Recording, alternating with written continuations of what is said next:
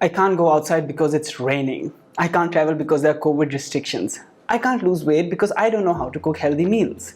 I can't make YouTube videos because I don't have good camera. I can't do XYZ because log baatein karenge.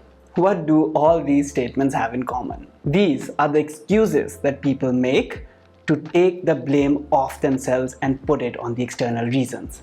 These are the excuses of the losers. The real reason for not doing anything is always internal.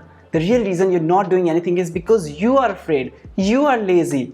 This is not your priority. But by putting the blame on an external circumstance, on a situation, makes you feel good about yourself because you don't have to accept your own truth. You don't have to blame yourself. Every single person in the world who has achieved anything significant has, in most cases, faced bigger obstacles, more friction than you probably do. So the next time you have an excuse for not doing anything, stop there and ask yourself, am I lying to myself?